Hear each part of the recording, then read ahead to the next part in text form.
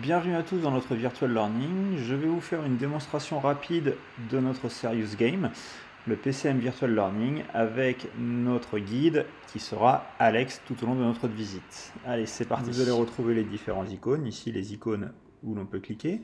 Vous allez également retrouver le score en haut à droite qui évoluera en fonction de votre activité. Le bouton pause dans lequel vous allez retrouver la mallette avec les mémocards que vous débloquez, les différents dialogues, la bulle de paramètres, et le bouton de sortie pour quitter le Virtual Learning. Ici, la bibliothèque avec les livres en anglais et en français, sur lesquels vous allez pouvoir retrouver les différents ouvrages parlant de Process Communication Model, donc ici en anglais. Notre personnage Alex, qui est le personnage principal, qui vous accompagnera tout au long de la démonstration. Et 4 icônes, l'ascenseur pour visiter les étages, les escaliers pour aller au sous-sol, la salle de séminaire que vous débloquez à la fin et une borne d'arcade pour vous entraîner avec les canaux et les perceptions.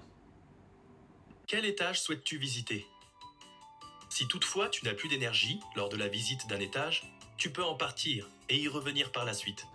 Notez le pouce vert sur la droite de chaque étage. Ce pouce vert signifie que vous avez débloqué les étages. Ce n'est pas terminer les étages, mais c'est ce qui vous permet d'aller au sous-sol, débloquer les étages, c'est-à-dire vous faites uniquement l'introduction de chaque étage. Ici, nous allons visiter l'étage persévérant. Je suis content de te voir. Donc, nous voici à l'étage persévérant, dans lequel vous allez retrouver les différentes bulles sur lesquelles vous allez pouvoir cliquer. Donc, ce sont des bulles d'action qui vous permettent à la fois de dialoguer et de voir les pensées de votre personnage. Vous pouvez faire le tour du bureau, vous voyez qu'il y a différentes bulles sur différents endroits. Vous devez avoir terminé chaque icône pour terminer l'étage entièrement. C'est-à-dire que là, voilà, on converse avec notre interlocuteur de l'étage persévérant. Il va nous expliquer comment il pense, comment il voit le monde à travers son filtre persévérant. Mon expertise est plus particulièrement reconnue dans le domaine de la lutte contre les discriminations. Je suis persuadé que nous avons tous un rôle vertueux à jouer en la matière afin de combattre les inégalités et les idées reçues. Qu'en penses-tu ? Et à chaque interaction, vous allez avoir un choix multiple avec des bonnes et des mauvaises réponses. Je suis heureux que tu partages mes convictions. Puis un autre icône qui va être le puzzle. Le puzzle va être un jeu. Je crois que tu commences à appréhender les caractéristiques propres à l'étage persévérant. Je te propose un jeu. J'ai prêté mon bureau tout à l'heure. Il y a plusieurs objets qui ne m'appartiennent pas qui ont été laissés. Si tu as bien cerné notre profil, je suis sûr que tu réussiras à les identifier. À toi de jouer. Quels sont les éléments qui ne collent pas au type persévérant et qui se sont glissés sur ce bureau? Ici, nous devons retrouver les objets qui n'appartiennent pas à l'étage persévérant, et à chaque fois qu'on a une bonne ou une mauvaise réponse, on a l'explication de pourquoi l'objet appartient ou n'appartient pas à l'étage persévérant. De retour dans le bureau, comme je vous l'ai dit, pour terminer l'étage entièrement, il faut avoir fait toutes les bulles d'action et de pensée, donc à la fois les dialogues, à la fois la pensée, les puzzles, pour avoir terminé un étage entièrement. Si jamais vous ne voulez pas le terminer et reprendre plus tard, vous cliquez au niveau de la porte. Êtes-vous sûr de vouloir partir? Oui, j'ai dépensé trop d'énergie. On se retrouve alors dans l'ascenseur avec Alex, qui nous demande quel étage on souhaite visiter, et on va avoir accès à tous les étages. On va retrouver Travailleman, Empathie, Persévérant, Rebelle, Promoteur et Rêveur. Nous allons maintenant aller au rez-de-chaussée pour aller visiter le premier degré de stress. Je vous ferai uniquement le premier degré de stress et pas le deuxième degré de stress pour ne pas vous dévoiler l'entièreté du Virtual Learning. De retour dans l'accueil, on enlève la bulle de navigation, les pictogrammes situés dans la bulle tandis que les zones explorées, ok.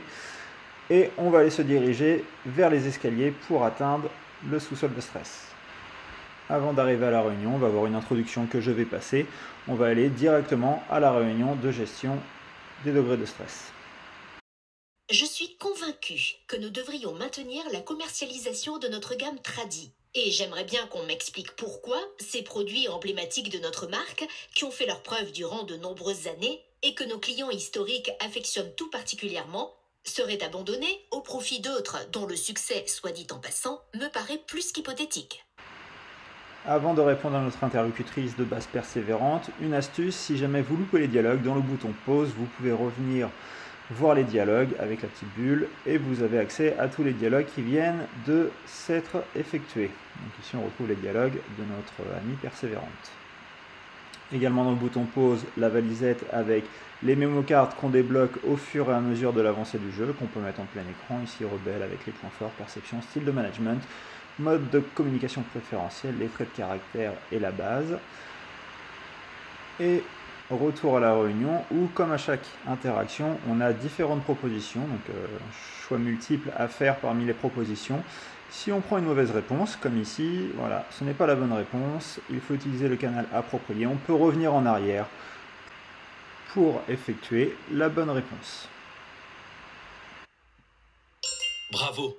En utilisant le canal et la perception correspondant à la base de ton interlocutrice, tu as désamorcé la tension.